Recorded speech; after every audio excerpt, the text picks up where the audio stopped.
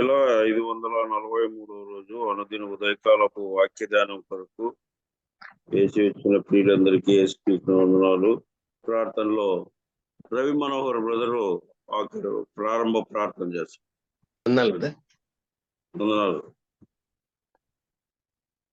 ప్రేమ గల మా ప్రియ పరలోక తండ్రి, మహాగణుడవు, మహోన్నతుడు, సర్వోన్నతుడు, సర్వ సృష్టి నిర్మాణకుడు, నిర్వాహకుడు అయిన మా నాయన, మీ ప్రేమను బట్టి, మీ అపారమైన ఉన్నతమైన ప్రేమను బట్టి మీ ప్రియకుమారుని యేసుక్రీస్తును మాకు రక్షకుడుగా అనుగ్రహించి ఆయన ద్వారా మమ్మల్ని పాపముల నుండి విమోచించారు, అతిక్రమాల నుండి దూరపరిచారు, మా పాపములన్నింటినీ క్షమించి దూరపరిచారు. అందుని బట్టి మీ స్తోత్రములు.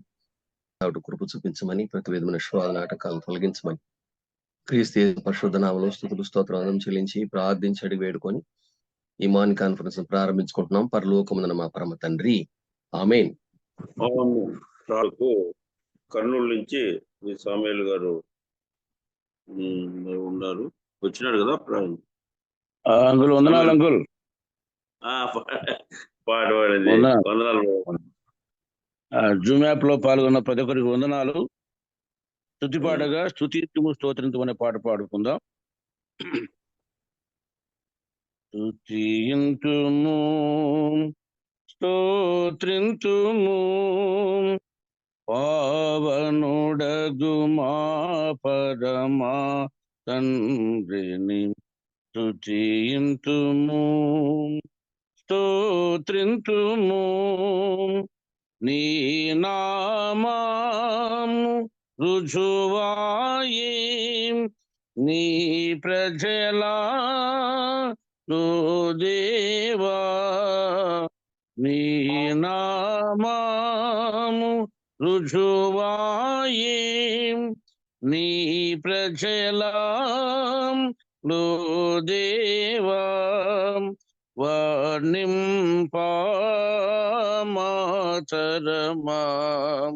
వర్ణింపమాతరమా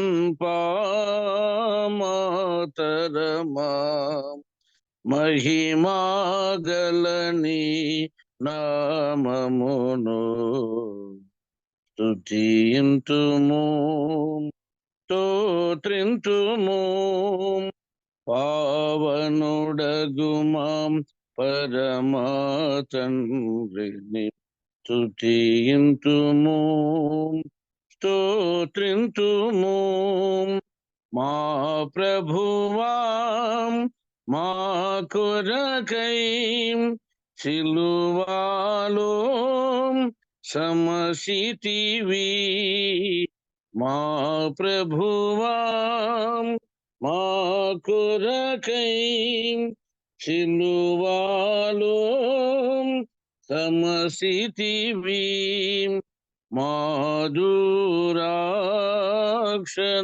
కొరకై మాధురాక్షణ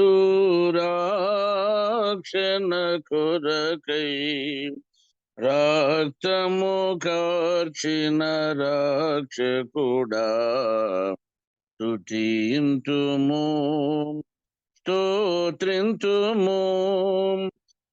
అంకుల్ వందనాలు. పాట పాడిన సామాన్య గారికి యేసుకృష్ణ వందనాలు. శివారెడ్డి ప్రార్థన చేస్తాడు, ఎర్రగొండ. వందనాలు అంకుల్. వందనాలు. పరమనందు ఆసీనుడమైన మా ప్రియ పరలోకపు తండ్రి, మహాగణుడా, మహోన్నతుడా, సర్వాధికారి అయిన మా ప్రభువా తండ్రి, నీకు స్తోత్రములు వందనాలనైనా. ఇదిగో నా తండ్రి, గడిచిన కాలం మొదటిలో మా ప్రభువా నీ కృపాక్షేమములు మా వెంట ఉంచి మమ్మల్ని అందరినీ నా సజీవులుగా చేర్చి మా ప్రభువా ఈ ఏకవజామున నా తండ్రి ఈ జూమ్ కాన్ఫరెన్స్ లో తండ్రి మమ్మల్ని అందరినీ మరి మా ప్రభువా ఒకటిగా చేర్చి మా తండ్రి నీ నామములో కలుసుకొని మా ప్రభువా నా తండ్రి నీ వాక్యం ధ్యానిస్తుండగా నీ దాసుడు మా ప్రభువా మేము ఆలకించటానికి తండ్రి నీవు మాకు ఇచ్చిన కృపకై నీ స్తోత్రములు వందనాలు చెల్లించుకుంటున్నాం నైనా. అవును తండ్రి, అపోస్తల గ్రంథం నుంచి మరి మా ప్రభువా ఆయా సంగతులు నా తండ్రి ఎంతో వివరంగా నీ దాసుడు మాతో మాట్లాడుతుండగా మా ప్రభువా ఈ దాసుని మరి మా తండ్రి మరి మా ప్రభువా ఆత్మపూర్ణునిగా చేసిన తండ్రి ఆత్మీయమైన సంగతులు నా తండ్రి నాతో మాట్లాడమని నా తండ్రి ఈ కోడికి అంతటిలోనూ మా ప్రభువా నీ నామానికి మహిమ మాకు క్షేమము దయచేయమని మా ప్రభువును మా రక్షకుడైన యేసుక్రీస్తు అతి శ్రేష్టమైన నామములో ప్రార్థించి బ్రతిమలాడు వేడుకుంటున్నాం మా ప్రియ పరలోకపు తండ్రి. ఆమేన్. ఆమేన్. ప్రార్థించిన శివారెడ్డి గారికి వందనాలు తెలుస్తున్నాం. మన మధ్య సేవకులు ఎస్ చిరంజీవి గారు కాకినాడ నుంచి మన దైవ సందేశం అందించుండగా మన శ్రద్ధతో మీట్లో ఉండే వందనాలు బ్రదర్ చిరంజీవి గారు. ప్రభువైన యేసుక్రీస్తు నామంలో చేరువచ్చిన దేవుని పిల్లలందరికీ నా ప్రేమ వందనాలు తెలియజేస్తున్నాను. ఆయన మహాకృపను బట్టి ప్రభు నాకు అనుగ్రహించిన ఈ యొక్క మంచి అవకాశం బట్టి దేవునికి స్తుతిస్తున్నాను. అదే సందర్భంలో మరి ఈ యొక్క కార్యక్రమాన్ని నడిపిస్తున్న పాలన్న గారికి, ఈ జూమ్ కాన్ఫరెన్స్ చాలా కాలంగా నడిపిస్తున్న సహోదరులు బర్నబాస్ గారికి, ఈరోజు పాట పాడిన సహోదరుడికి, ప్రార్థన చేసిన బ్రదర్కి కూడా ప్రేమ వందనాలు తెలియజేస్తున్నాను. ఈ విధంగా మనము దేవుని వాక్యాన్ని ధ్యానించడం, ఆలోచించడం దేవుని కృప. కారణం ఏంటంటే దూరాన్ని బట్టి మనం చాలా సుదూర ప్రాంతాల్లో ఉన్నప్పటికీ దేవుని మాటలు ఈ విధంగా ఆలకించే అవకాశము, అందుబాటు, సౌకర్యము దేవుడు అనుగ్రహించాడు. ఇలాంటి సౌకర్యాన్ని, అందుబాటుని చాలా మంది పాపానికి వాడుకుంటుండగా మనము దేవుని మహిమ కొరకు వాడుకోవడం అనేది దేవుని చిత్తం. ఆ దినాల్లో సువార్త ప్రపంచమంతటా ప్రచురం చేయబడ్డానికి ప్రపంచంలో ఉన్న దారులన్నీ రోమ్కే వెళతాయి అనే ఒక సామెత ఉండేది. All the roads goes to the Rome అని. కారణం ఏంటనుకున్నారు? ఆ రోమా పట్టణములో నుండి సువార్త సర్వ ప్రపంచానికి వెళ్ళాలి అనేది దేవుని చిత్తం. ఇప్పుడు ఏం చెప్పాలంటే all the roads go to the internet అని చెప్పాలి. అందరూ ఇంటర్నెట్ లోనే కలుసుకోవడానికి అవకాశం దొరుకుతుంది. ఈ కలయిక మనకు ఆశీర్వాదాన్ని, దీవెనను, దిద్దుబాటును, దేవునికి మహిమను తీసుకురావాలని నేను ఆశపడుతున్నాను. సంఘంగా కూడుకోవడం అనేది శ్రేష్టమైనది. దైవోపదేశాల్లో ప్రస్తావించబడింది. ప్రభు సన్నిధి అనుభవించగలం. వ్యక్తిగా ఒకరితో ఒకరు సహవాసం అనుభవించగలం. దానికి ఇది ఏమాత్రం ప్రత్యామ్నాయం కాదు. అయినప్పటికీ ఈ విధంగా కూడా కొంత దేవుని వాక్యాన్ని ధ్యానించడానికి, మన యొక్క సందేహాలు నివృత్తి చేసుకోవడానికి, ఒకరినొకరు ముఖాముఖిగా చూసి పలకరించుకోవడానికి, ఒకరి కొరకు ఒకరు ప్రార్థించుకోవడానికి, దేవుని వాక్యాన్ని ధ్యానించడానికి ఇది మంచి వేదిక అని నేను నమ్ముచున్నాను. మరొక ప్రాముఖ్యమైన మేలైన సంగతి ఏమిటంటే ఎవరు ఏమి మాట్లాడినా అవన్నీ కూడా రికార్డ్ చేయబడి భద్రం చేయబడుతున్నాయి. అది ఒక శ్రేష్టమైన సంగతి. మనమే మరొకసారి వాటిని ఆలోచించవచ్చు, వినవచ్చు. ఆ సందర్భంలో వాటిని తర్వాత తరాలకి మనం అందించవచ్చు. ఇది ఒక గొప్ప కార్యం. మనకు తెలియదు రేపుడు దినాన్న ఎలాంటి పరిస్థితులు నెలకొంటాయన్న సంగతి మనకు తెలియదు. అయితే ఇవి భద్రం చేయబడిన కారణం బట్టి సురక్షితంగా ఉంటాయి. దానికి దేవునికి మహిమ కలుగును గాక. అపోస్తల కార్యాల గ్రంథంలో కొన్ని ప్రాముఖ్యమైన సంఘటనలను మనము ధ్యానిస్తూ వస్తున్నాం. దాంట్లో ఒక అంశాన్ని పోయిన వారము మనం ఆరంభించాం. ఇది చాలా సువిశాలమైన అంశము. అపోస్తల కార్యాల నుంచి బయటకు వస్తే దీన్ని దాదాపుగా మనం చాలా ఎక్కువ తరగతులు ధ్యానించాలి. అవసరమైన అంశము కూడా. నేటి దినాల్లో దీని మీద వాక్య ప్రస్తావన అనేది సంఘాల్లో బోధించడం కష్టం. కారణం ఏమిటంటే సంఘాల్లో పెద్దలు 2-3 ఉంటారు, లేదా 4 ఉంటారు, 5 ఉంటారు. వారికి మనం బోధ చేస్తే మిగిలిన సంఘం అంతా కూడా అంత ప్రయోజనకరంగా ఉండదు. ఎందుకంటే 4-5 వ్యక్తులకే మనము ఎక్కువ సమయం కేటాయించినట్టు అవుతుందని ఒక భావన ఉంది. ఏదైనప్పటికీ ఆ 4-5 వ్యక్తుల మీదే సంఘం ఆధారపడి ఉన్నది, లేదా ఆ 4-5 వ్యక్తులే సంఘమును గురించిన లెక్క చెప్పవలసిన వారై ఉన్నారు అన్న సంగతి మనం మర్చిపోకూడదు. కాబట్టి సంఘ పెద్దలు వ్యవస్థ అనేది లేఖనానుసారమైన వ్యవస్థ. మనకి నచ్చినా నచ్చకపోయినా, కొందరు దాన్ని పాటించినా పాటించకపోయినా, దైవ లేఖనానుసారమైన వ్యవస్థ సంఘ పెద్దల వ్యవస్థ. ప్రభుత్వం నడిపించడానికి ఒక ప్రభుత్వ వ్యవస్థ ఉన్నది. దాంట్లో ఎవరు బాధ్యతలు వారు నిర్వహిస్తే ఆ ప్రభుత్వము సజావుగా, క్షేమకరంగా, ప్రజా ప్రయోజనార్థంగా కొనసాగుతుంది. అలాగే సంఘ పెద్దలు, పరిచారకులు, పరిచారకరాండ్రు, సువార్థికులు, పరిశుద్ధులు వీళ్ళందరూ స్థానిక సంఘములో ఇవ్వబడిన దేవుని వరాలు, ఈవులు అంటారనమాట వారిని. వారు ఎవరి పని వారు, ఎవరికి నియమించబడిన పని వారు నిర్వహిస్తే ఆ సంఘము సుభిక్షంగా దేవుని మహిమార్థంగా కొనసాగుతుంది.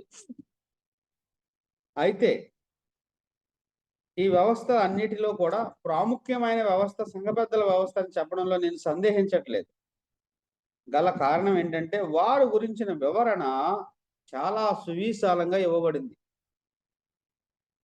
కాబట్టి ఈ అంశాలు ఇప్పుడు మనం కొంత ధ్యానం చేయడానికి ప్రయత్నం చేయాలని నేను ఆశపడుతున్నాను. అపోస్తల కార్యాల గ్రంథంలో ఆరంభంగా 15వ అధ్యాయంలో జరిగిన కూడిక స్థానిక సంఘ పెద్దలు సంఘములో నెలకొని ఉన్న ఈ దుర్బోధ విషయమైన ప్రత్యేకమైన స్పష్టత వారికి అవసరమైనప్పుడు అంత్యోకయలో సంఘములో ఉన్న సంఘ పెద్దలు యెరూషలేములో ఉన్న సంఘ పెద్దల యొద్దకు పౌలు, బర్నబాను పంపించారు. మనం ముందే చూసుకున్నట్టుగా పౌలు, బర్నబా అనేవారు సంఘ పెద్దలు కారు, వారు సువార్థికులు. అయితే వారు కూర్చుని చర్చించి వారి మధ్య ఒక ఆరోగ్యకరమైన చర్చ జరిగింది. దీని ద్వారా మనం నేర్చుకోవాల్సింది ఏమిటి అని అంటే, ఒక సమస్య పరిష్కారానికి కూర్చున్నప్పుడు సంఘ పెద్దలు అనేవారు వారి మధ్య చర్చ, లేకపోతే ఆ సమావేశంలో జరిగే ఆ యొక్క సంభాషణ మొదట దేవునికి మహిమకరంగా ఉండాలి, తర్వాత పరిష్కార దిశగా కొనసాగాలి. ఈ 2 విషయాల పట్ల దృఢమైన నిశ్చయంతో ప్రతి వ్యక్తి వచ్చి అక్కడ కూర్చోవాలి. లేకపోతే సమస్య పరిష్కారాలకు బదులుగా సమస్యలు ఎక్కువ చేయడానికి ఆ యొక్క కూడిక దోహదపడుతుంది.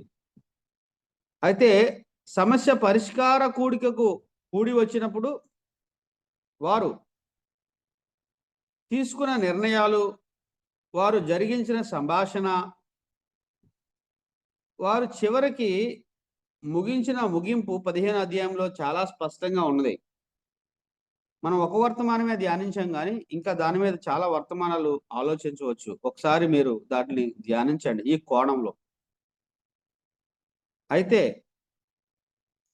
సంఘ పెద్దలు వర్తమానం, సంఘ పెద్దలు కూడుకోవడం ఎల్లప్పుడూ సమస్య పరిష్కారానికి మాత్రమే కాదు, అది మనం గమనించాలి. కారణం ఏంటంటే చాలా సందర్భాల్లో సంఘ పెద్దల కూడికంటే మాత్రం ఓన్లీ సమస్య పరిష్కారానికి మాత్రమే అనుకునేవారు ఉన్నారు. దైవ గ్రంథంలో సంఘ పెద్దల కూడిక సంఘంలో ఉన్న సమస్యల పరిష్కారానికి మాత్రమే కాకుండా సంఘ పెద్దలకు బోధ కలిగినట్లు వారు కూడుకున్న సందర్భం ఒకటి ఉంది అపోస్తల కార్యాల్లో. ఈరోజు అది మీ దృష్టికి తీసుకురావాలని నేను ఆశపడుతున్నాను. 15వ అధ్యాయంలో అపోస్తల కార్యాల్లో సంఘ పెద్దల కూడిక దేనికి అని అంటే, గలతీయ ప్రాంతంలో నెలకొని ఉన్న ఆ దుర్బోధ విషయమై వారు ఒక స్పష్టమైన అవగాహనకు రావడానికి వారు కూడి వచ్చారు. దేవుని ఆత్మ వారిని ఆ పరిష్కార దిశలో నడిపించింది. విశ్వాసం ద్వారా మాత్రమే రక్షణ, దానికి ఏది కలపకూడదు అనేది సారాంశం. ఆ సారాంశం మీద రాయబడిందే గలతీ పత్రిక. సో అయితే మొదటి సమావేశం, సంఘ పెద్దల సమావేశం దేని నిమిత్తం జరిగింది అంటే, దుర్బోధను ఎదుర్కొనే నిమిత్తము, దుర్బోధ విషయమై సంఘ పెద్దలు తీసుకోవాల్సిన నిర్ణయాల నిమిత్తం జరిగింది. మరి రెండవ సంఘ పెద్దల కూడిక జరిగింది. అది కూడా అపోస్తల కార్యాల గ్రంథంలోనే ఉంది. 19వ అధ్యాయంలో మనం చూస్తాం. అది దేని నిమిత్తం జరిగింది అని ఆలోచిస్తే, అది సంఘ పెద్దలకు అవసరమైన బోధ నిమిత్తం జరిగింది. ఇక్కడ మనము దెబ్బతిన్నామండి. సంఘ పెద్దలు సమస్యల పరిష్కార కూడికలు జరుగుతున్నాయి, కానీ సంఘ పెద్దలకు అవసరమైన బోధ, సంఘ పెద్దలకు అవసరమైన వాక్య లేఖనాల తర్ఫీదు, సంఘ పెద్దలకు అవసరమైన వారి యొక్క బాధ్యతలను వారికి జ్ఞాపకం చేసే కూడిక ఈ దినాల్లో లేదు. అది మనము అవసరత కలిగి ఉన్నామని నేను భావిస్తున్నాను. కొంతమంది అలాంటి కూడిక కలిగి ఉంటారు. వారిని బట్టి దేవుని స్తుతిస్తున్నాను. అయితే నేటి దినాల్లో అలాంటి కూడికలు లేవు. కానీ పౌలు తన ప్రయాణంలో జరిపిన ఆ కూడిక యొక్క వివరాలు చాలా విశేషమైనవి. చూడండి, పౌలు వెళ్ళిపోతున్నాడు. 19వ అధ్యాయానికి ఒకసారి మనం వెళ్దాం. 19వ అధ్యాయానికి మనం వెళ్తే, పౌలు యెరూషలేమునకు వెళ్ళిపోవాలని, కాలహరణ చేయకూడదని, ఎఫెసీలో కాలహరణ చేయకూడదని ఎంతో చాలా స్పష్టముగా, వేగముగా అతడు యెరూషలేముకు వెళ్ళిపోతూ ఉన్న సందర్భం అది. కానీ పౌలు హృదయంలో ఉన్న భారం, పౌలు హృదయంలో ఉన్న ఆ వేదన ఏమిటి అని అంటే, అపోస్తల కార్యాల గ్రంథం 20వ అధ్యాయంలో ఆ కూడికను మనము చూడవచ్చు. అపోస్తల కార్యాల గ్రంథం 20వ అధ్యాయం 18వ వచనం నుంచి లేదా 17వ వచనం నుంచి మనము చూడవచ్చు. 16వ వచనంలో పౌలు ఎంత వేగంగా వెళ్ళిపోతున్నాడో పైన రాశాడు. ఏం రాశాడు? సాధ్యమైతే పెంతెకోస్తు దినమున యెరూషలేములో ఉండవాలని పౌలు త్వరపడుచుండెను కనుక అతడు ఆసియాలో కాలహరణం చేయకుండా ఎఫెసును దాటిపోవాలని నిశ్చయించుకొని ఉండెను అన్నమాట మనం గమనిస్తున్నాం. ఎంత త్వరగా వెళ్ళిపోతున్నాడంటే చాలా త్వరగా వెళ్ళిపోతున్నాడు. కానీ ఎఫెసీ సంఘ పెద్దలను పిలిపించి ఆయన ఏం చెప్తున్నాడో మనం చూడవచ్చు. 17వ వచనం, అతడు మెలేతు నుండి ఎఫెసునకు వర్తమానం పంపి. మెలేత్ అనేది ఒక ఓడరేవు. పౌలు తన 3వ సువార్త యాత్ర ముగించుకుని యెరూషలేముకు వెళ్ళిపోతున్నాడు. పెంతెకోస్తు సమయానికి యెరూషలేములో ఉండాలని ఆతురపడుతున్నాడు అనమాట. ఎఫెసీలో తన సమయాన్ని వ్యర్థం పరుచుకోకూడదు, కాలహరణం చేయకూడదని. ఎఫెసీలో అతడు ఏమాత్రం నిలిచే అవకాశం లేదు. అయినప్పటికీ సంఘ పెద్దలను పిలిచి వారికి ఒక సమావేశం పెట్టినట్టుగా మనం గమనిస్తున్నాం. అంటే దీని అర్థం ఏంటంటే, ఇది సంఘ పెద్దలకు వర్తమానం అందించే సమావేశం, సంఘ పెద్దలకు వారి యొక్క బాధ్యతలను తెలియజేసే సమావేశం, సంఘ పెద్దలకు ఆత్మ సంబంధమైన ఆశీర్వాదాలు కలిగించే సమావేశం, సంఘ పెద్దలను దృఢపరిచే సమావేశం, సంఘ పెద్దలను స్థిరపరిచే సమావేశం, సంఘ పెద్దలకు వెన్నుదన్నుగా ఉండే సమావేశం. చాలా సందర్భాల్లో వర్తమానాలు ప్రజలకు ఉంటాయి, కానీ సంఘ పెద్దలకు వర్తమానాలు చాలా తక్కువ ఉంటాయి. అందువలన బలహీనంగా ఉంటారు. సంఘ పెద్దలే ధ్యానించాలి. సంఘ పెద్దలే వారు కూడా ఆత్మ సంబంధమైన ఆహారాన్ని వారు పొందుకుంటారు. అయినప్పటికీ వారికి కూడా వర్తమానం అవసరము అన్న సంగతి మనం మర్చిపోకూడదు. పౌలు ఆత్మ చేత ప్రేరేపించబడిన వాడై సంఘం పట్ల ఉన్న ఆ యొక్క మంట, సంఘం పట్ల ఉన్న ఆ యొక్క బాధ్యత, సంఘం పట్ల ఉన్న ఆయనకున్న ఆ యొక్క ఆశ ఇక్కడ మనకు కనబడుతుంది.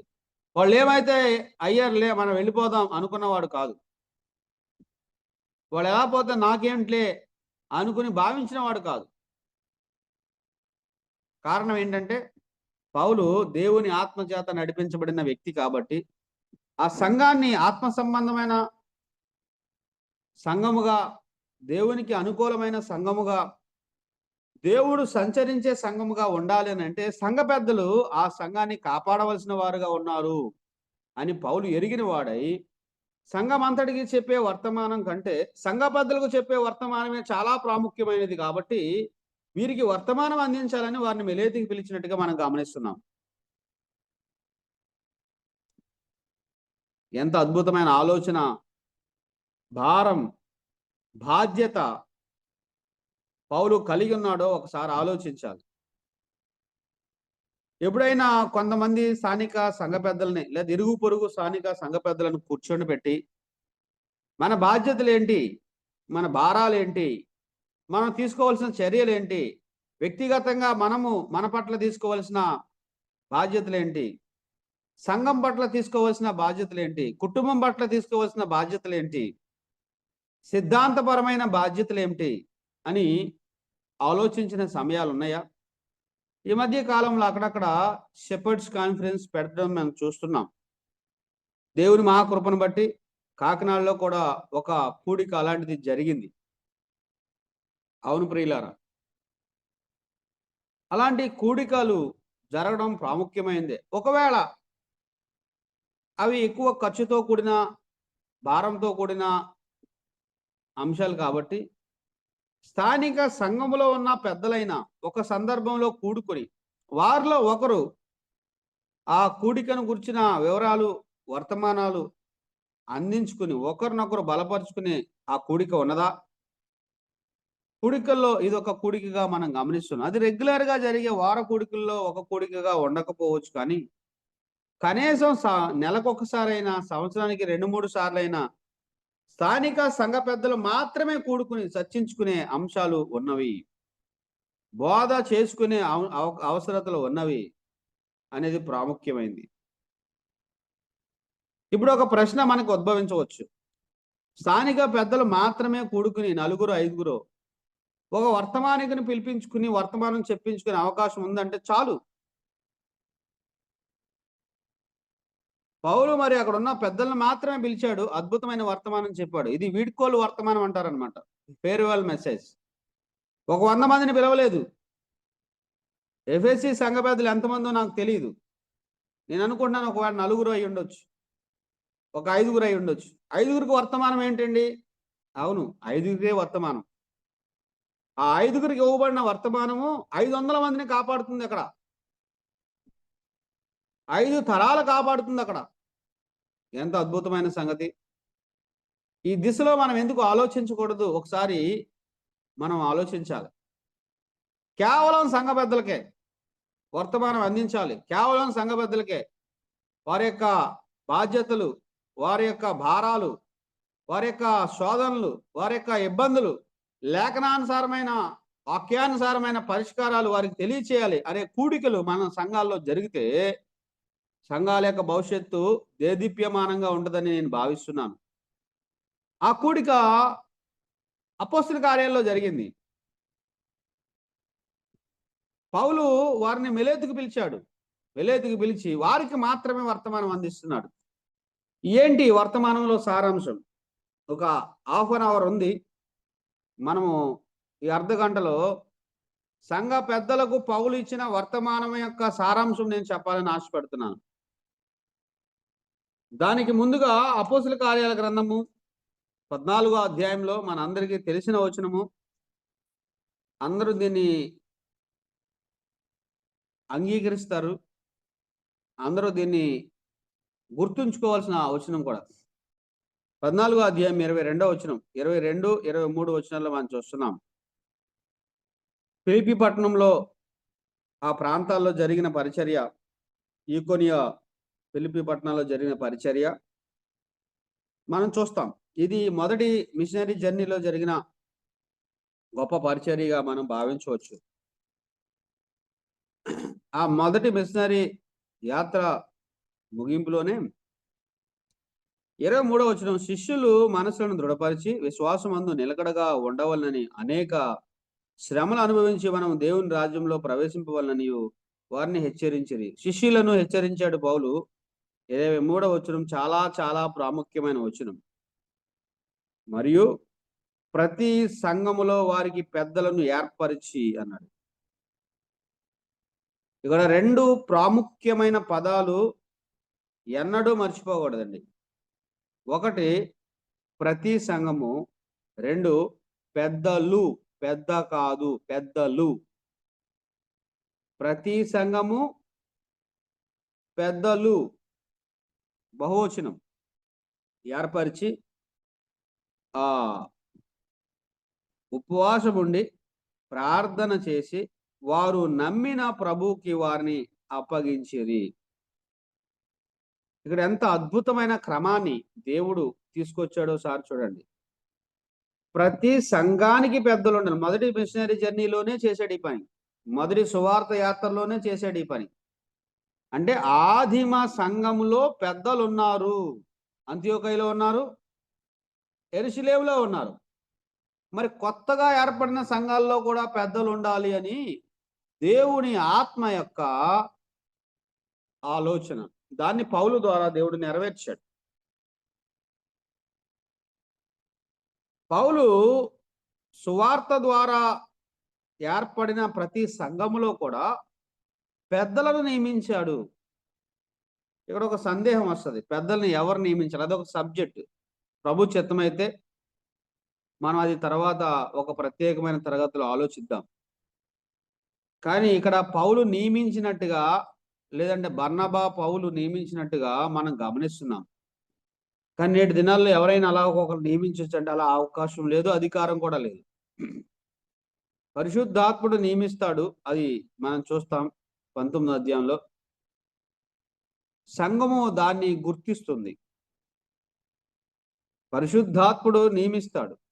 అప్పటికే వారు సంఘ పెద్దల పని చేస్తూ ఉంటారనమాట. సంఘ పెద్దల పదవి వారికి ఉండదు, కానీ సంఘ పెద్దల పని చేస్తూ ఉంటారు.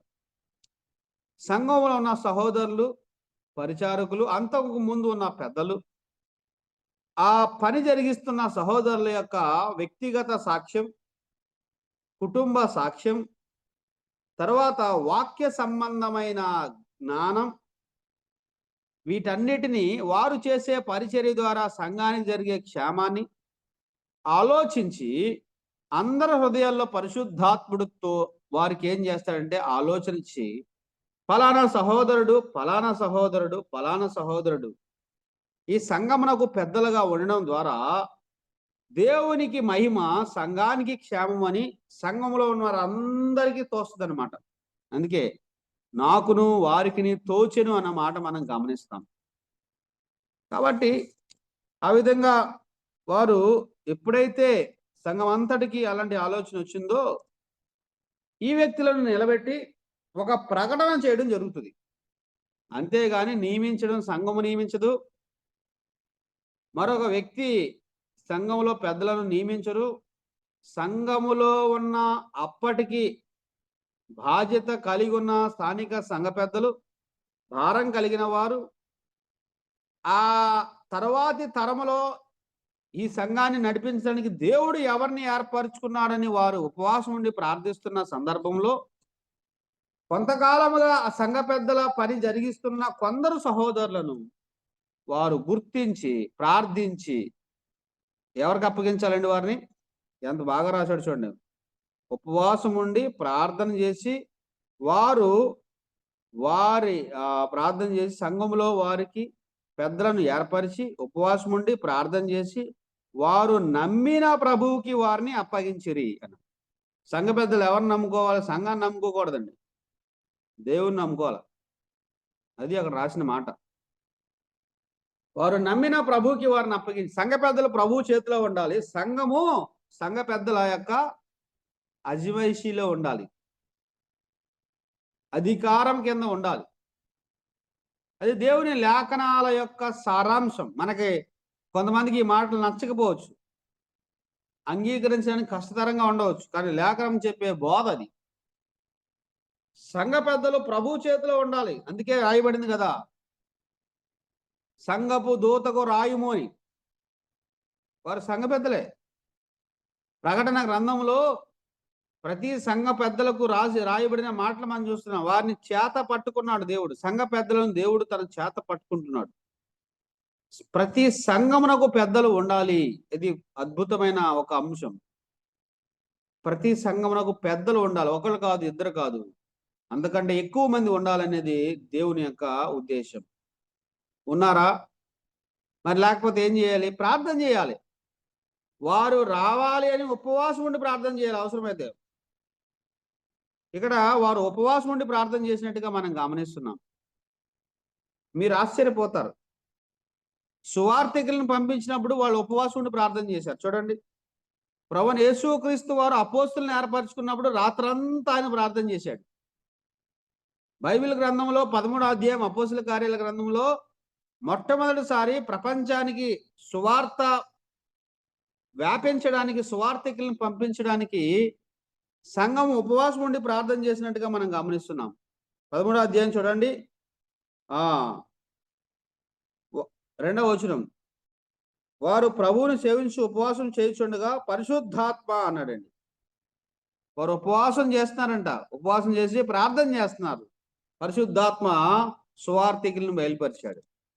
ఇక్కడ సంఘ పెద్దలను బయలుపరిచిన వెంటనే వాళ్ళు ఉపవాసం ఉండి ప్రార్థన చేశారు. ఎవరి కోసం? సంఘ పెద్దల కోసం. ఎందుకని? రేపొద్దున వారు చేసే బాధ్యత చాలా బృహత్తరమైనది, చాలా బలమైనది. అపవాదికి ఎదురు నిలబడాలి. వాడు మందలో చొరబడకుండా, గొర్రెలను చీల్చివేయకుండా, దుర్బోధ మందలోనికి రాకుండా బలమైన గోడగా వీరుండబోతున్నారు. వీరు ఎంతో ధైర్యం గలవారుగా ఉండాలి, ఎంతో బలం గలవారుగా ఉండాలి, ఎంతో శక్తి గలవారుగా ఉండాలని వారి కోసం ఉపవాసం ఉండి ప్రార్థన చేసి ప్రభువుకు అప్పగించారంట. అయ్యా, సంఘ పెద్దలు ప్రభువుకు అప్పగించబడిన వారేనా? వారు ప్రార్థించి ప్రభువుకు అప్పగించారు. వారు తమను తాము ప్రభువుకు అప్పగించుకున్నారు. మనము ప్రభువుకి అప్పగించుకోవడం ద్వారా ప్రభు మన ద్వారా పనిచేస్తాడు. అది ధ్యానం యొక్క అర్థం. మనం ప్రభువుకు చేయడం కాదు, ప్రభు మన ద్వారా చేయడం అనేది చాలా ప్రాముఖ్యమైన అంశం అండి. నా ద్వారా దేవుడు మాట్లాడుతున్నాడా, నా ద్వారా దేవుడు పనిచేస్తున్నాడా, నా ద్వారా ఆయన నామము గణపరచబడుతుందా అనేది చాలా విశేషమైన సంగతి. నేను చేయడం కాదు, నా ద్వారా ప్రభువు చేయడం అనేది చాలా ప్రాముఖ్యమైన సంగతి. నేను వాడబడ్డం కాదు, నన్ను ప్రభువు వాడుకోవడం అనేది చాలా ప్రాముఖ్యమైన సంగతి. నాకు మహిమ కాదు, దేవునికి మహిమ అనేది చాలా ప్రాముఖ్యమైన సంగతి. కాబట్టి ప్రతి సంఘానికి పెద్దల అవసరము. ప్రతి సంఘంలో ఉన్న పెద్దలు ప్రభు చేతిలో ఉండడం అత్యవసరము. కొంతమంది ఏమనుకుంటారంటే సంఘ పెద్దలు మా చేతిలో పెట్టుకోవచ్చు అనుకుంటారు. అది దుష్టాలోచన. సంఘ పెద్దలను చేతిలో పెట్టుకోవాలని ఆతురత పడేవాళ్ళు చాలా మంది ఉన్నారు. అదొక దుష్టాలోచన. సంఘాన్ని చేతిలో పెట్టుకోవాలనుకునే వాళ్ళు పెద్దలు ఉన్నారు. అది మరో దుష్టాలోచన. ఈ రెండు ప్రభువుకి చల్లని ఆలోచనలు. సంఘం ప్రభు చేతిలో ఉండాలి, సంఘ పెద్దలు ప్రభు చేతిలో ఉండాలి. అయితే సంఘము యొక్క అధికారము సంఘ పెద్దల చేతిలో ఉండాలి. దీంట్లో సందేహం ఏమీ లేదు, సందేహం అసలు లేనే లేదు. ఇక్కడ మరొక సమస్య ఉంటది అనమాట. మరి అది మీరు ఎలా భావిస్తారో నాకు తెలియదు, కానీ చెప్పాలి. మరి సువార్థికులు ఎవరు? సువార్థికులు ఎవరు? సువార్థికుల యొక్క పాత్ర సంఘంలో ఏమిటి? సంఘ పెద్దలు ఎక్కువ, సువార్థికులు ఎక్కువ? ఇది ప్రశ్న ఆంధ్రప్రదేశ్లో కొనసాగుతుంది. లేఖనాలు ఏం చెప్తున్నావో అవి మాత్రమే మనం ఆలోచిద్దాం. సువార్థికులు ఎక్కువ, సంఘ పెద్దలు ఎక్కువ అంటే లేఖనం ఏం చెప్తుంది? కొరింథీయులకు రాసిన పత్రిక నేను మొదటి నుంచి చెప్తూనే వస్తున్నాను. అపోస్తుడైన పౌలు సంఘ పెద్ద కాదు, సువార్థికుడు, అపోస్తలుడు. ఆ దినాల్లో వారికి అది సాధ్యమైంది. చూడండి, చాలా స్పష్టమైన రీతిలో పౌలు ఈ మాటలు 3వ అధ్యాయంలో చెప్పాడు. ఏం చెప్పాడు? 6వ వచనం, కొరింథీయులకు రాసిన మొదటి పత్రిక 3వ అధ్యాయం 6వ వచనం.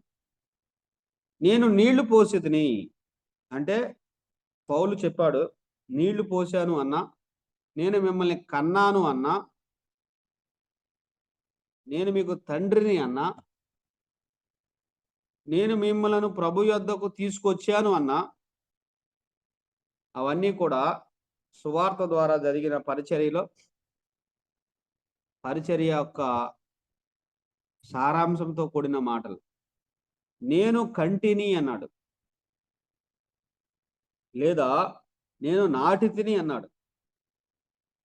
నేను నాటి తిని, అపోల్లో నీళ్లు పోసెను, వృద్ధి కలిగి చేసిన వాడు దేవుడు. ఈ క్రమము ఉండాలన్నమాట. సువార్థికులు నాటేవారు, సువార్థికులు కనేవారు, సువార్థికులు సంఘాన్ని సంఘం యొక్క స్థాపనలో పునాది రాళ్ళు సువార్థికులు. సువార్థికులు లేనిదే సంఘం ఏర్పడదు. సువార్థికుల ద్వారా లేదా సువార్త ద్వారా అని కూడా చెప్పొచ్చు. సువార్థికులు వెళ్ళి అపోస్తలుడైన పౌలు వలె సువార్త చెప్పి సంఘాలు స్థాపించిన సందర్భాలు ఉన్నాయి. అదే సందర్భంలో కొంతమంది సహోదరులు వెళ్ళి సువార్త ప్రకటించి సంఘము స్థాపించబడిన సందర్భాలు ఉన్నాయి.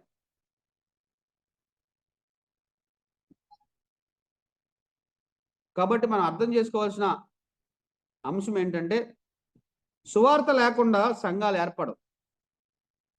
అది సువార్థికుల ద్వారా ప్రకటించబడవచ్చు, లేదా సువార్త భారం కలిగిన పెద్దలు, పరిచారకులు కూడా ఈ పని చేయవచ్చు. అయితే సంఘము ఏర్పడడానికి సువార్త చాలా ప్రాముఖ్యమైనది. అయితే సంఘము కొనసాగడానికి మాత్రం సంఘ పెద్దలు చాలా ప్రాముఖ్యమైన వారు. చూడండి, 6వ వచనం, నేను నాటాను, అపోల్లో నీళ్లు పోసాను.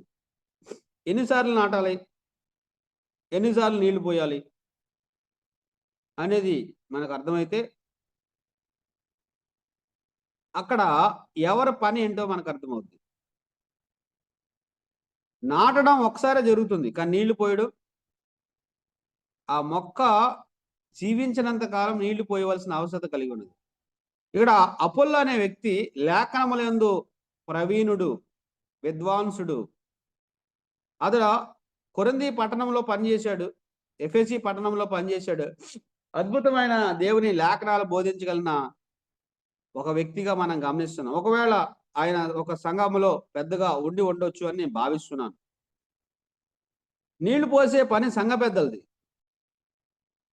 వారం వారం పోయాలి, రోజు రోజు పోయాలి, సంవత్సరం సంవత్సరం నీళ్లు పోసే పరిచర్యలో సంఘ పెద్దలు ఉంటారు. కాబట్టి సంఘ పెద్దలు నీళ్లు పోసే పరిచర్యలో ఉన్నారు, నీళ్లు పోసే పరిచర్యలో ఉన్నారు. ఇక్కడ వారి సువార్థికుల సువార్త ఫలించాలన్నా, పెద్దల పరిచర్య ఫలించాలన్నా ఎవరు పనిచేస్తున్నారు వెనకాల? దేవుడు అనే మాట మర్చిపోకూడదు. అందుకే కింద చెప్పాడు, వృద్ధి కలుగు చేసే దేవుడే అని చెప్పాడు. వృద్ధి కలుగు చేసే దేవుడు అన్నాడు. 7వ వచనం చూడండి, కాబట్టి వృద్ధి కలుగు చేయు దేవునిలోనే కానీ నాటువానిలోనైనను నీళ్లు పోయు వానిలో అయినను ఏమీ లేదు. ఇది మర్చిపోకూడదు. సంఘ పెద్దలైనా సువార్థికులైనా మనల్ని వాడుకుని దేవుడు చేసే ఆయన మహిమపరచబడతాడు, ఆయన దీవించబడతాడు, ఆయన ఘనపరచబడతాడు తప్ప, ఘనపరచబడాలి తప్ప నాటే నాలో లేదు, నీళ్లు పోసే నీలో లేదు, వృద్ధి కలిగి చేసేవాడు దేవుడు. ఇద్దరు ఎవరు ఎక్కువ? ఎవరు ఎక్కువ కాదు. ఎవరి పని వారిది, ఎవరి బహుమానం వారిది, ఎవరి బాధ్యత వారిది, ఎవరు చేయవలసినది వారు చేయవలసిన వారుగా ఉన్నారు. అది ఇక్కడ సందేశం. మరి ఈ దినాల్లో సంఘ పెద్ద సువార్థికులు లేకుండా సంఘం ఏర్పడద్దా? సువార్థికులు లేకుండా సంఘము కొనసాగిద్దా అంటే, సువార్థికులు లేకుండా సంఘం ఏర్పడ సందర్భాలు లేవు. సువార్తలు లేకుండా సంఘం ఏర్పడే సందర్భాలు లేవు. కానీ సువార్థికులు లేకుండా కూడా సంఘం ఏర్పడద్దండి. సువార్త ప్రాముఖ్యం సంఘానికి. అది సువార్థికులు చెప్పొచ్చు, లేకపోతే కొంత సహోదరులు చెప్పొచ్చు, పెద్దలు చెప్పొచ్చు, ఎవరైనా చెప్పొచ్చు. కానీ సువార్థికుల పాత్ర ఏంటి? ఒకసారి మన అపోస్తల కార్యాల గ్రంథంలో అపోస్తలుడైన పౌలు రాసిన పత్రిక ఎఫెసీ పత్రికలో ఈ అంశాన్ని రాశాడు. చూద్దాం చూడండి. టాపిక్ కొంచెం మనం బయటికి అనుకున్నది నేను కాకుండా వేరే అంశాన్ని చెప్పవలసి వచ్చింది. 13వ వచనం చూడండి. 4వ అధ్యాయం 13వ వచనం. పరిశుద్ధులు సంపూర్ణులగునట్లు క్రీస్తు శరీరం క్షమాభివృద్ధి చెందుటకును పరిచర్య ధర్మం జరుగుటకు ఆయన కొందరిని అపోస్తులుగాను. ఈ కార్యక్రమం కోసము ఎవరో ఈ 4 అంశాలు అన్నమాట. 1, పరిశుద్ధులు సంపూర్ణులు అవ్వాలి. 2, క్రీస్తు శరీరం అంటే సంఘము క్షమాభివృద్ధి పొందాలి. 3, పరిచర్య ధర్మం జరగాలి. ఈ 3 ప్రాముఖ్యమైన ధర్మాలు, లేదా 3 ప్రాముఖ్యమైన పరిచర్యలు, ఈ 3 ప్రాముఖ్యమైన పనులు స్థానిక సంఘంలో జరగాలి. ఏంటంట? పరిశుద్ధులు సంపూర్ణులు అవ్వాలి. సంపూర్ణులు అవడం అంటే క్రీస్తు ప్రభు పోలికలోనికి రావాలి. అది సంపూర్ణత. పరిచర్య ధర్మం జరగాలి. సంఘంలో రకరకాల పరిచర్యలు ఉంటాయి, ఆ ధర్మాలు జరగాలి. క్రీస్తు శరీరం క్షమాభివృద్ధి పొందాలి. ఈ 3 అంశాల కొరకు దేవుడు ఎవరెవరు నియమించాడంట? ఇక్కడ చూడండి. జరగడానికి ఆయన అన్న మాట గమనించారా? ఆయన అంటే ఎవరు? ప్రభు. సంఘ పెద్దలను ఎవరు నియమించాడు? ప్రభు. సంఘ పెద్దలు ఎవరి చేతిలో ఉండాలి? ప్రభు చేతిలో ఉండాలి. ఆయన కొందరిని అపోస్తులుగా నియమించాడు. 2వ అధ్యాయంలో మనం చూస్తాం, వారు పునాది వేశారని. కొందరిని ప్రవక్తలుగా నియమించాడు. బైబిల్ అచ్చువర్తించబడలేదు కాబట్టి, పూర్తిగా బైబిల్ మనుగడలోనికి రాయబడలేదు కాబట్టి, నేరుగా దేవుని వద్ద నుండి వర్తమానం పొంది ప్రజలకు అందించే ప్రవక్త దినాల్లో ఉండేవారు. తర్వాత ఎవరండి? సువార్థికులు. ఆర్డర్ చూసారా? ఎందుకు సువార్థికులు అవసరమయ్యారు? ఎందుకు సువార్థికులు అవసరమయ్యారంటే, సువార్తలు ఏందే సంఘాలు ఎలా ఏర్పడతాయి? సువార్త ప్రకటించండి పరిశుద్ధులు ఎలాగా చేర్చబడతారు? కాబట్టి కొందరిని సువార్థికులుగా దేవుడు నియమించాడు. ఇప్పుడు ఏమంటున్నారు? సువార్థికులు ముందున్నారు కాబట్టి సంఘానికి సువార్థికులే ముఖ్యమైన వారు అని చెప్పేవాళ్ళు ఉన్నారు. కాదండి. సువార్థికులు ఎందుకు ముందు వచ్చారు? సువార్తలు ఏందే సంఘం ఏర్పడదు కాబట్టి, సువార్థికుల ముందు వారి యొక్క పరిచయం అవసరమైంది కాబట్టి వరుసలో ముందు వచ్చారు. అలాంటి అపోస్తులు అందరికంటే ముందున్నారు. వాళ్లే ప్రాముఖ్యమైన వారా? ప్రాముఖ్యత అనేది వరుస క్రమాన్ని బట్టి కాదు. ప్రాముఖ్యత అనేది ప్రభు ఇచ్చిన బాధ్యతను బట్టి ఉంటుంది తప్ప వరుస క్రమాన్ని బట్టి కాదు. అపోస్తులు అవసరం. ప్రభువైన యేసుక్రీస్తు ద్వారా, అపోస్తుల ద్వారా, ప్రవక్తల ద్వారా ఈ సువార్త పరిచయం ఆరంభమైంది. అయితే తర్వాత ప్రత్యేకంగా సువార్థికులను ప్రభు ఏర్పరిచాడు. ఆ తర్వాత పెద్దలు అందులో రాయబడింది. చూసారా? కొందరు సువార్థికులు, కొందరు కాపర్లు అన్నాడండి. కాపర్లు, ఉపదేశకులు అనేది ఒకటే పదమైనప్పటికీ, కాపర్లు అంటే స్థానిక సంఘానికి సంబంధించిన వారు, ఉపదేశకులు అంటే అనేక సంఘాల్లో కూడా దేవుని వాక్యాన్ని బోధించగలిగిన సామర్థ్యం కలిగిన సంఘ పెద్దలని అర్థం. ఒక సంఘంలో పెద్దలుగా ఉంటారు, కానీ అనేక సంఘాల్లో దేవుని వాక్యాన్ని ఉపదేశించగలిగిన కృపావరాన్ని వీరు కలిగి ఉంటారు. మరి సువార్థికులకు కూడా వాక్యము బోధించే వరం కలిగిన వారు ఉన్నారు. వాస్తవానికి నేను సువార్థికుడిని, వాక్యం బోధించే వరం కలిగి ఉండడానికి ప్రభు కృప చూపించాడు. అలాగా దేవుని లేఖనాలు బోధించే వరము కొంతమంది సువార్థికులు కూడా ఉంది, సువార్త చెప్పే వరం కూడా ఉంది. 2 ఉన్నాయి. కానీ స్థానిక సంఘ పెద్దలకు కూడా 2 ఉండొచ్చు. కానీ వారికి ఇవ్వబడిన పదవి ఏంటో వారికి తెలియాలి. కాబట్టి మనం గమనించవలసిన అంశం ఏంటంటే, సంఘ పెద్దలు ఎక్కువ, సువార్థికులు ఎక్కువ అనే ప్రశ్నకు జవాబు ఏంటంటే, సువార్థికుల్లో ఏమీ లేదు, సంఘ పెద్దల్లో ఏమీ లేదు. వృద్ధి కలుగు చేసే దేవుడే అన్న మాట మనం గమనించాలి. సువార్థికుల బాధ్యత వేరు, సంఘ పెద్దల బాధ్యత వేరు. సువార్త ప్రకటించి సంఘాన్ని స్థాపిస్తారు. సంఘం స్థాపించబడిన తర్వాత సువార్థికులు అక్కడ ఉన్న పెద్దలను గుర్తిస్తారు. సువార్థికులు నియమించరండి. నేను లేకపోతే సంఘం ఎలా ఏర్పడింది? నేనే కదా ఇక్కడ మొదటి నుంచి ఉన్నది, నా ద్వారా కదా ఇక్కడ సంఘం ఏర్పడింది, నేను ప్రాముఖ్యమైన వాడిని కదా అంటానికి ఎవరికి అధికారం లేదండి. ఒకవేళ దేవుడు నిన్ను వాడుకుని సంఘం స్థాపించవచ్చు, దానికి ఫలితం ప్రభువు నీకు ఇస్తాడు. అక్కడ ఉన్నవారు కూడా నేను గౌరవించాలి. ఎందుకంటే వారి పనిని బట్టి వారిని మననం చేయమని దైవ గ్రంథంలో రాయబడింది. కానీ సంఘ పరిపాలన సంఘ పెద్దల ఆధీనంలో ఉండాలి. మరి సువార్థికుడు సంఘ పరిపాలనలో ఉంటాడా అంటే, సువార్థికుడు సంఘ పెద్దలతో కలిసి పనిచేస్తాడు. కానీ లెక్క మాత్రం పెద్దలే చెప్పాలి. సంఘం గురించి లెక్క ఎవరు చెప్పాలి? సంఘ పెద్దలు చెప్పాలి. ఆత్మల గురించి లెక్క ఎవరు చెప్పాలి? సువార్థికుడు చెప్పాలి. సంఘం యొక్క పరిపాలన, సంఘం యొక్క క్షేమము, సంఘంలో ఉన్న చేర్చబడిన ఆత్మల లెక్క సంఘ పెద్దలు చెప్పాలి. కొత్త ఆత్మలు చేర్చబడడం అనేది సువార్థికుని ద్వారా జరిగే పని. ఇది చాలా తక్కువ మందికి ఉన్న వరము, సువార్థిక వరం అనేది. నేను చూస్తున్న సందర్భాల్లో ఎక్కువ మంది బోధకులే నాకు కనిపించారు, కానీ సువార్త వరం అనేది భిన్నమైనది. వారు మాట్లాడితే అద్భుతమైన పంట మనం చూస్తామన్నమాట. లేఖనాల్లో లోతైన భావాలు వారు చెప్పకపోవచ్చు, కానీ నిలబడి మాట్లాడితే ప్రభు వారి పక్షాన ఉండి పంట, అద్భుతమైన పంట, ఆత్మలు పట్టబడడం మనం చూస్తాం అన్నమాట. అలాంటి వారు ఉన్నారు.